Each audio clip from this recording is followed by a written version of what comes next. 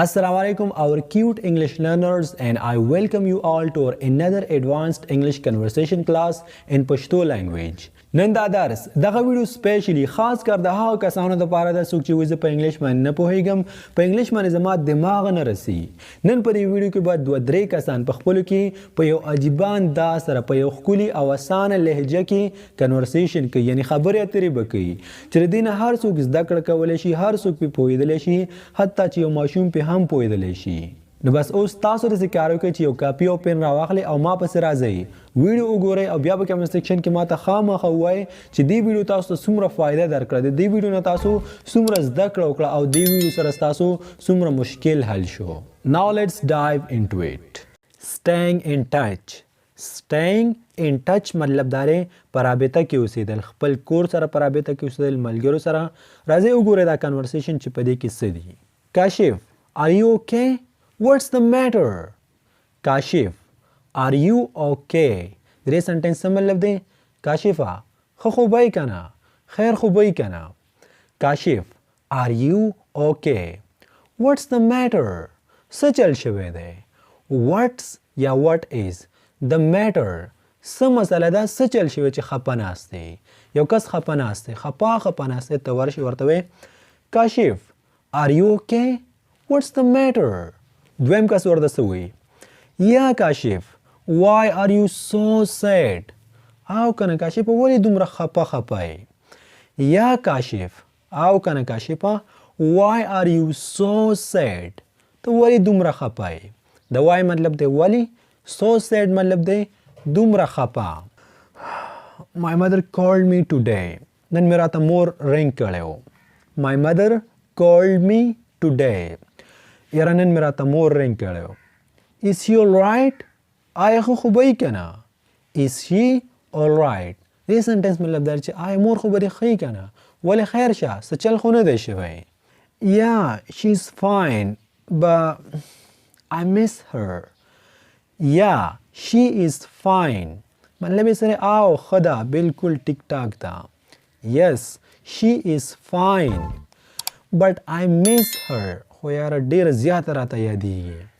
But I miss her.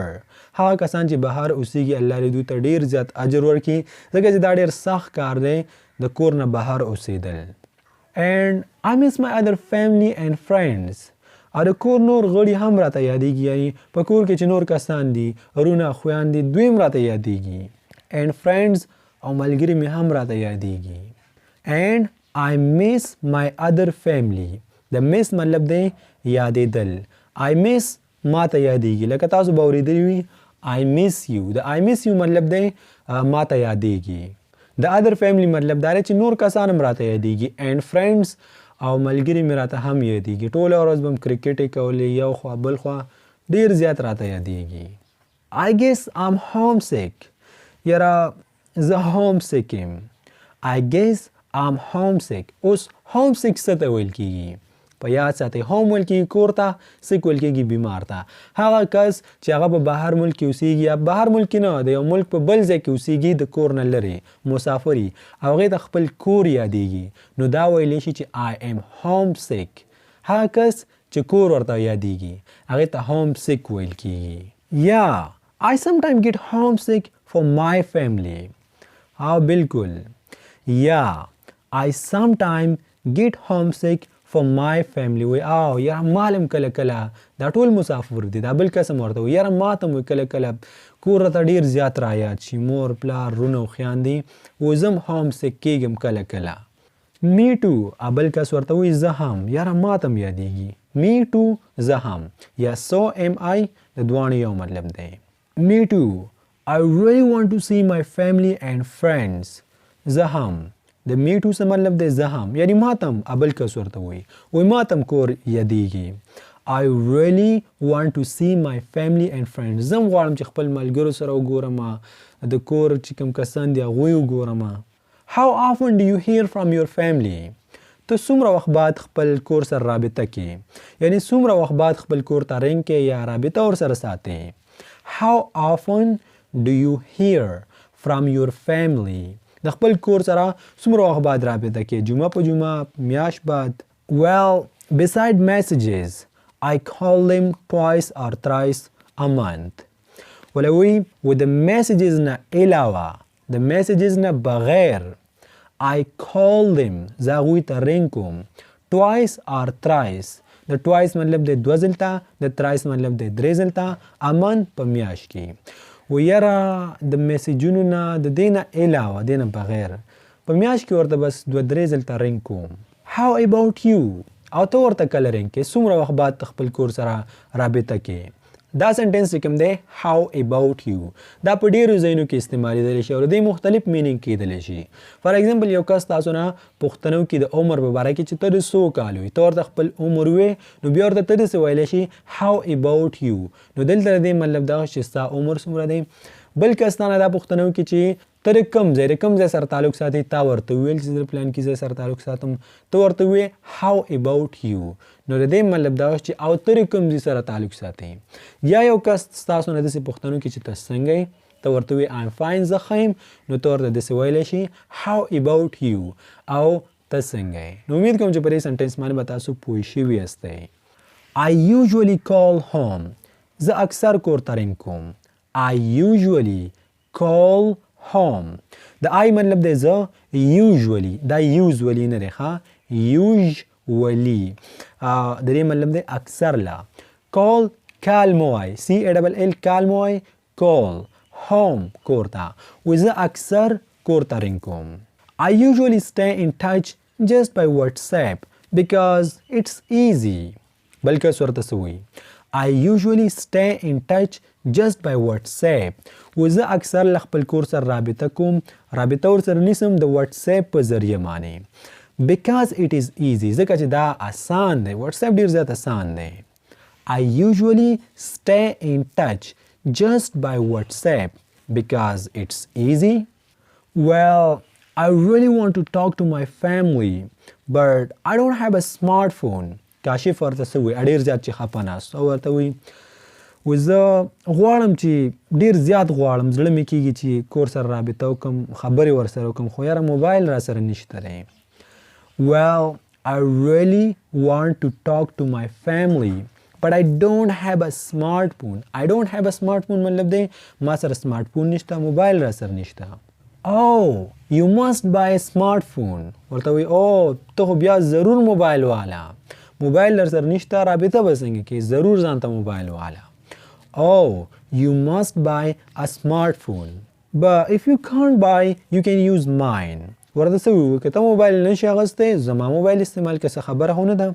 but if you can't buy د but مطلب دی خو if مطلب دی که can't buy که نشي اخیستلی خو که چېرته ته موبایل نشي اخیستلی you can use mine. you can use mine ته زما موبایل بالکل استعمالولی شي اجازت دی درته. thank you so much کاشف ورته وایي ډېره ډېره مننه thank you so much. meeting new friends نو ملګرو سره ملاوېدل نوي ملګري جوړول یعنی په دې کنورسیشن کې به تاسو دا زده کوئ که چېرته یو کس تاسو نه پیژنئ هغې سره به کنورسیشن څنګه کوئ هغه ستاسو نوی ملګری دی نو خبرې اترې به ورسره په انګلیش کې څنګه کوئ. نمبر 1 Hi, how is it going?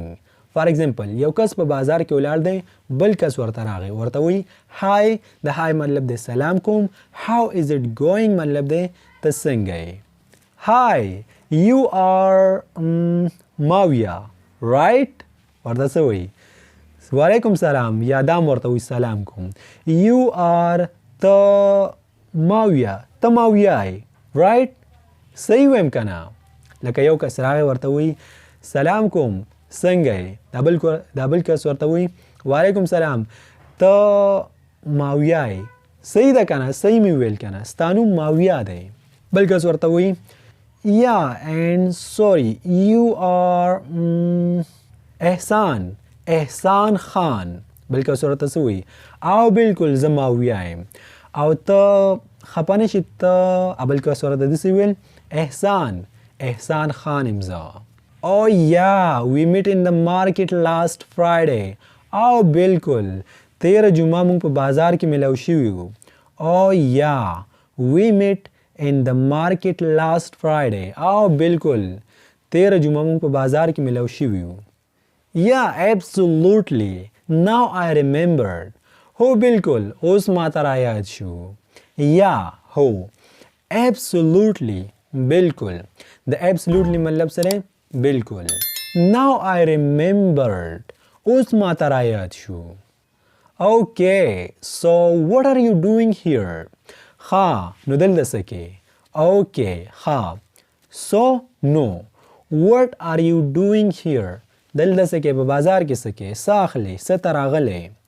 Well, I'm quite hungry, so I came here to eat something. زه ډیر زیات وږی زه دلته رالم چې څه وخورم. Well, I'm quite hungry. د quite hungry مطلب د ډیر زیات وږی. So I came here to eat something. نو دلته رالم بس چې څه وخورم. Do you want to get something to eat with us? آیا ته به موږ سره څه خورې؟ Do you want to get something to eat with us? و آیا ته موږ سره څه خوراک کې؟ زه وږی ورځم څه خوراک کوم. ته ما سره څه خورې؟ Thank you. My friends are waiting for me. دا بلکې اوس ورته وایي thank you. مننه ډېره مننه نه خورم بس ته ورشه. My friends are waiting for me. هلته مې ملګري ولاړ دي هغوی ما ته انتظار کوي. صحیح ده. Thank you. But my friends are waiting for me. Yeah, you may go. بالکل ته تللی شي تا ته اجازت دی. Yeah, you may go. د you may go مطلب دا دی چې تا ته اجازت دی ته تللی شي. Well, nice meeting you. ورته څه وایي؟ یاره ډېر زبردست میټینګ و ښه ملاقات و یعنې تا سره چې میلاو شوم خوشحاله شوم. See you later. بیا ومیلاو شو. See you later. کله چې یو کس نه فارغېږي ورنځې بس داسې ورته وایي see you later. او دې مطلب دا دی چې یاره امید مې شته چې بیا سره میلاو شم. See you later. Goodbye. Goodbye. مطلب یې دی د الله په امان. Now meeting old friends. اوس به راز د کو چې زړو ملګرو سره به څنګه میلاویږي. یعنې یو کس دی تاسو د ډېر وخت راسې نه دی کتلی एकदम ورسره میلاو شوي او هغه سره به ته په انګلیش کې خبرې څنګه کوې. د دې مقصد صرف دا نه چې ته به ملګرو سره دا وایې ته ملګرو سره هم دا ویلی شي. د دې نه ته ډېر څه زده کولی شي په هر ځای کې ویلی شي. نو نمبر 1 Wow!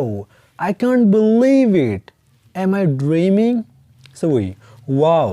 د واو هیڅ مطلب نشته. کرکټ کې به تاسو کتلی کله چې یو اوږد شاټ وي اوږده چکه وي نو کمنټریټر وایي واو. د واو مطلب دی کله چې یو کس ډېر زیات حیران شي.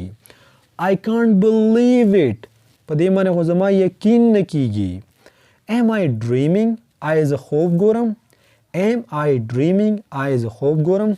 فار ایگزامپل ته په لاره باندې را روانې یو بل ملګری دې را روان دی هغه ته 10 کاله بعد 3 کاله بعد دې وکتو ته وایې واو I can't believe it.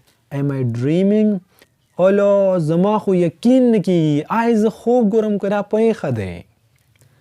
Thanks God we meet again. هغه څنګه وایي درته یا الله ستا شکر دی چې مونږ بیا میلاو شو. Thanks God we meet again. How are you doing? How are you doing? ته دې پوښتنه کې چې څنګه یې. I'm doing great. او راته وایي زه ښه یم.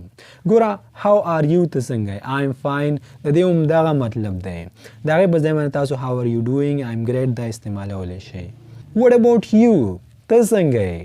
What about you ته څنګه یې. I'm fantastic. زه ډیر زیات ښه یم. زه fantastic یم یعنی بې انتهایي ښه یم. Well, I missed you a lot. هسې ګوره ډیر زیات راته یادې دی. Well, I missed you a lot. Missed second form دی. اوس د تیر شوي وخت باره کې خبره کېږي دلته چې یاره ډیر زیات راته یادې دی په زړه مې راورېدلې. I missed you too. هغه تې بدللی عمله و یاره ما ته هم ډیر یادې دی. I missed you too. یعنی ما ته هم ته یادېدلې. You look great. ډېر ښه ښکارې. You look great. ولی څه وایي ډېر زیات ښه ښکارې. Thanks. So do you. مننه خو ته هم بد نه ښکارې یعنی ته هم ډېر زیات ښه ښکارې. د یو کس ورته ویل یعنی تا ورته ویل چې یاره ډېر ښه ښکارې هغه راته وایي Thanks. مننه. So do you. د so do you مطلب دا دی چې ته هم ډېر ښکلی ښکارې. So, what have you been up to? ها نو څه کې نن سبا. So, what have you been? Been بنوای been up to. دې سنټنس څه مطلب دی؟ دې سنټنس مطلب دا دی کله چې تاسو یو کس سره ملاو شي ورته وایئ چې ښه نو نن سبا څه کې؟ Well, I go to university. زه یونیورسټۍ ته ځم. Well, I go to university. Really? Do you like it? ښه رښتیا وی. Do you like it? آیا دا ستا خوښه ده؟ یعنې ته هلته تلل خوښوې که نه چې د زړه د پاسه ځې؟ Yes, so far. بالکل اوسه پورې خو مې ډېره خوښه ده دا یونیورسټي، یعنې فی الحال مې خوښه ده او نوره ماته پته نشته. So, what's your major؟ او بیا ته پوښتنه کوي چې so, what's یا what is your major؟ د دې سنټنس مطلب دا دی چې ستا سبجیکټ کوم یو دی، کوم یو سبجیکټ دی اخیستی دی؟ میډیکل فیلډ دی اخیستی، انجینرینګ دی اخیستی، انجینرینګ کې که نه میډیکل فیلډ دی اخیستی، دلته د دې دا مطلب دی. It's computer science. ما خو کمپیوټر ساینس اخیستی. It's computer science. Wow, that makes sense. You always were good at mathematics and science. بالکل ښه دې وکړه ځکه چې ته همیشه به په میتھمیټکس کې په میت کې ګوره میت او میتس د دواړو یو مطلب دی. میت چې کوم دی دا امریکن خلک وي او میتس برټش خلک وي او د دې مطلب دی ریاضي. وایي ته په ریاضۍ کې او په ساینس کې په دې سبجیکټ کې تر مخکې نه ښه وي نو ښه دې وکړل چې دا فیلډ دې واغستو. Thanks. And what have you been up to؟ مننه او ته څه کوې نن سبا؟ Thanks. And what have you been up to؟ مننه او ته څه کوې نن سبا؟ What have you been up to؟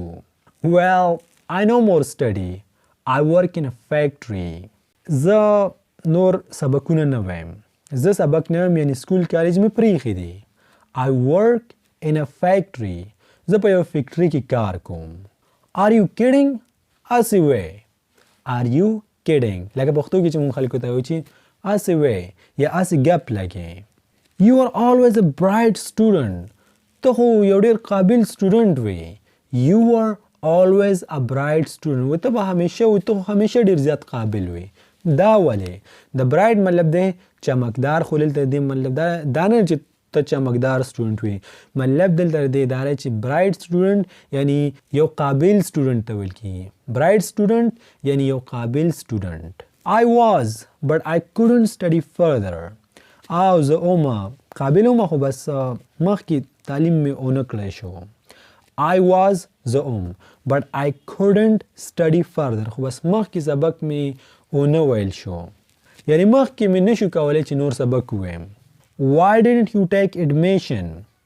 داخله دې ولې وانغسته؟ Why didn't you take admission؟ یعنی داخله دې ولې وانغسته؟